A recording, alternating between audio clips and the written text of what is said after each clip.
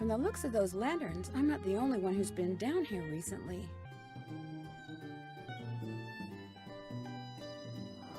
An old piggy bank. Swell, $1. This piggy bank looks like it's been here for a long time.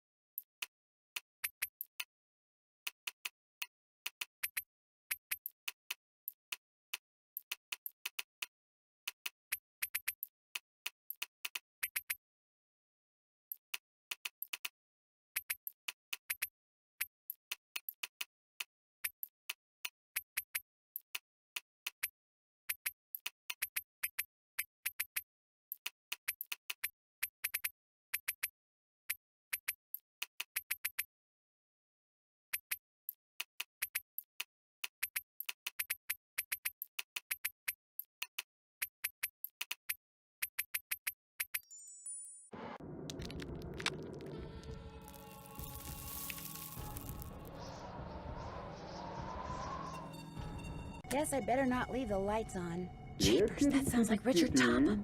This door must open right into his living room. Go, good kitty.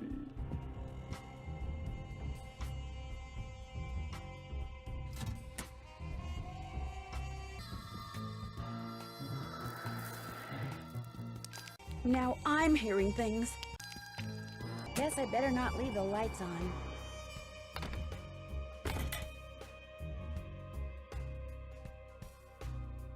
What's cooking? Where did that barred bounce game that's in the parlor come from? Do you know? Emily says Josiah Crowley brought it in one day and just left it. Said it was so guests, as in him, would have something to do while they waited for a table. Well, I'll talk to you later. Bye now.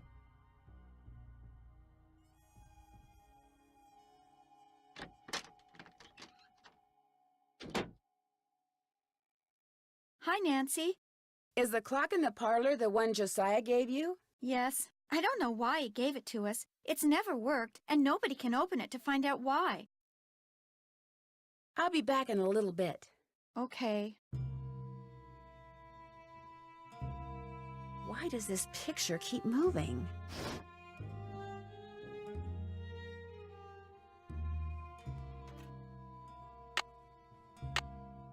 Would it be okay if I played a record? Sure.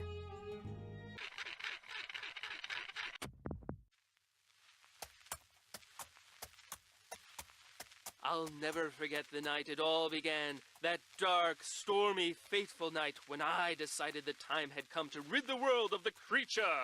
But it would take money to do that, and to get money, I needed to confront my arch-enemy, Nick, who had recently become able to transform himself fittingly into a giant warthog. When his forest hideaway came into view, I dismounted and approached the door on foot so I could take him by surprise.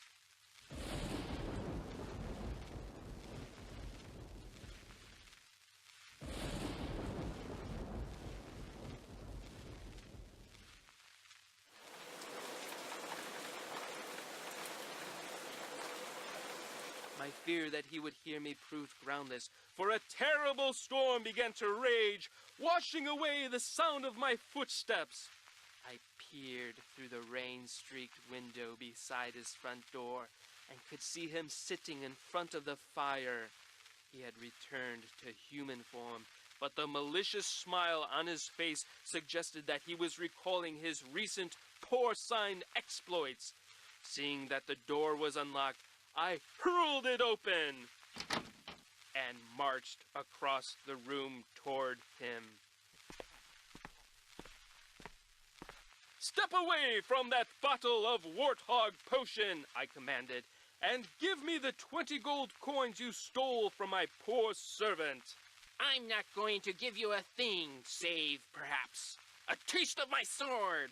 And with that, he drew his sword. In an instant, I had drawn mine, and so commenced the fiercest sword fight the world had ever known. The storm raging outside paled in comparison to our battle. To my surprise, Nick's experiences as a lower life form seemed to have improved his skill as a swordsman. I feinted, I parried, and yet victory eluded me.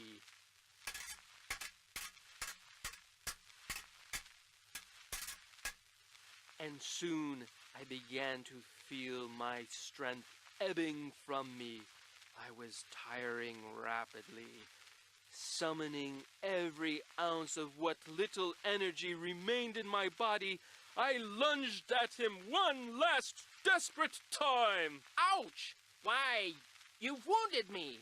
I had managed to wound him on his right arm, just above the elbow. Curse you!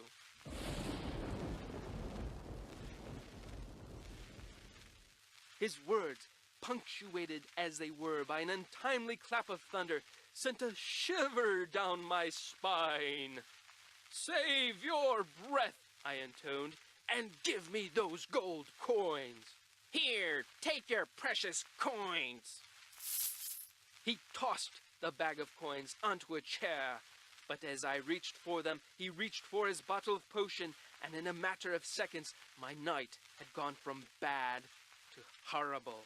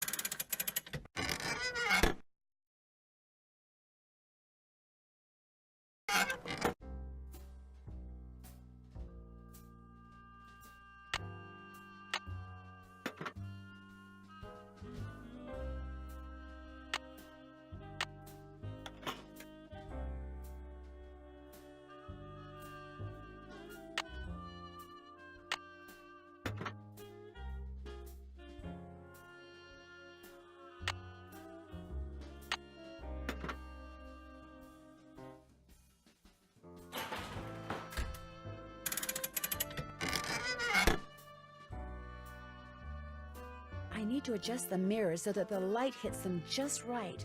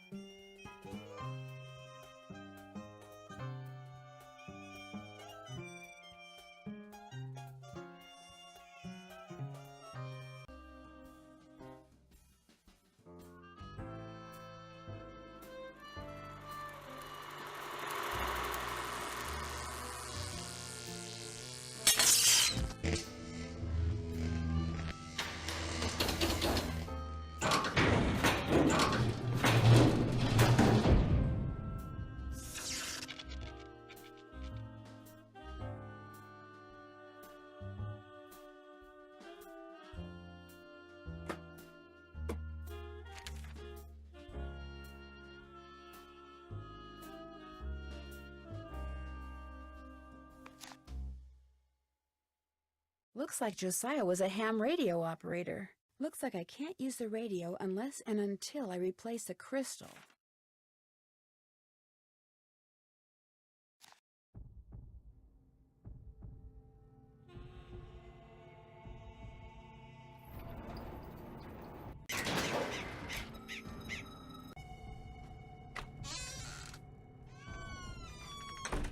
Hello, Miss Drew. Hi, Mr. Topham. Now what? Do you by any chance know who Marcel is? Marcel was what Josiah called his favorite hat. His hat? The man named his hat? He loved that hat, so to him, naming it made perfect sense. Do you still have Marcel? No, as a matter of fact, I gave that hat to Gloria Crandall. She said she was fond of the old fellow and wanted something to remember him by, although I suspect the real reason she wanted that hat was to see if he'd stashed any money in it. Josiah ordered something from the Krollmeister Crystal Company just before he passed away. Do you know if it ever arrived? You must be talking about that chunk of quartz that came last winter. I still have it right here. Why? I was wondering if I could buy it from you. For my father. He loves quartz. Perhaps we can work something out. You see, amazing as this is going to sound, I am able to project my thoughts into another person's brain. Is that so? The only problem is, not everyone has the intellectual capacity to receive my thoughts. But since you have already demonstrated a high level of intelligence, yes, you may very well be the ideal subject. Subject, as in experiment? You are going to help me prove that I am telepathic. Here's what we're going to do. I'm going to shuffle a deck which contains 5 sets of these cards. Then I'm going to turn my back, draw a card, look at it, and start transmitting my thoughts. When you receive my thoughts, you will identify the card I'm looking at. Once you correctly identify 5 cards in a row, I'll give you that piece of quartz. But what if I can't do it? Just stay focused on the cards and my superior brain power will do the rest. Very well, let's begin. What card am I concentrating on? This one. Marvelous. Here's another. This is which card? This one? Excellent. Here's another. Can you tell me what card this is? This one. Excellent. Here's another. What card am I holding? This one. Wonderful. Here's another. Which card am I thinking of? This one? Very good. You did it. Well, actually, I did it. But in any case, thank you for your assistance. Here's the piece of crystal that Josiah ordered. Take it. You've earned it. Well, actually, I earned it, but let's not quibble. But Mr. Topham, you didn't really. I'm afraid that subconsciously you may have... Yes? Never mind. Do you need anything else? It was nice talking to you. I'm sure it was.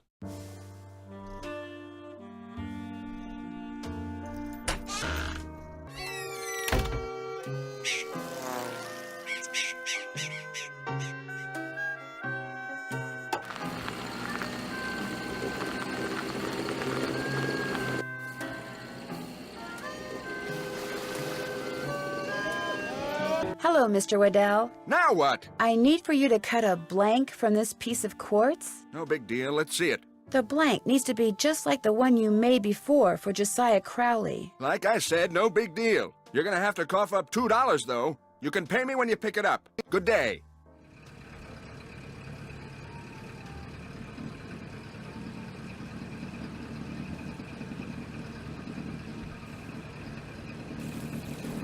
Did you deliver that telegram? I sure did. Good for you. Here's your money. And here's your next telegram. This one goes to Miss Ross at Sunnybrook Farm. Keep up the good work.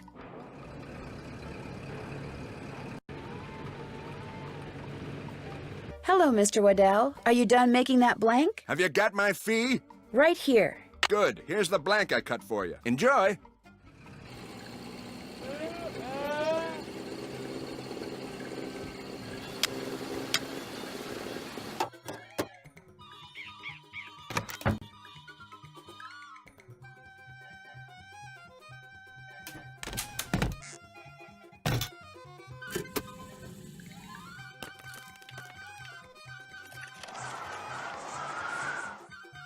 Guess I better not leave the lights on.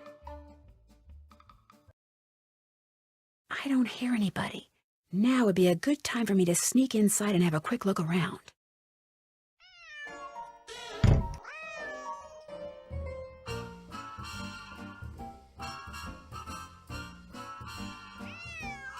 Yori, be quiet. You're disturbing us.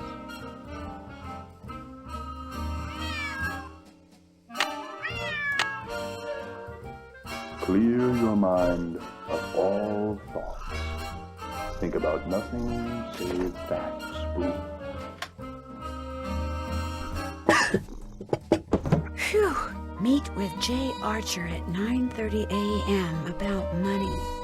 That's today. Mr. Topham, Yes, Mrs. Deckman? is it okay if I blink? Yes, it's okay if you blink. Just keep focusing. Your eyes, your thoughts, focus. Josiah must have circled these quotes. But why?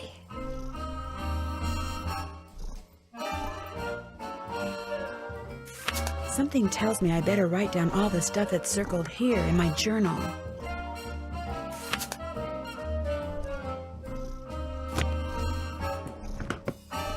Should I concentrate on the top edge or the bottom edge? Either one, Mrs. Deckman. Just concentrate. Mr. Topham, Yes, Mrs. Deckman?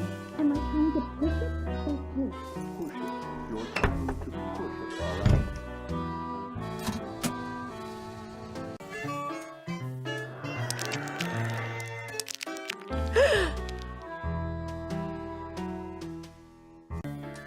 Guess I better not leave the lights on.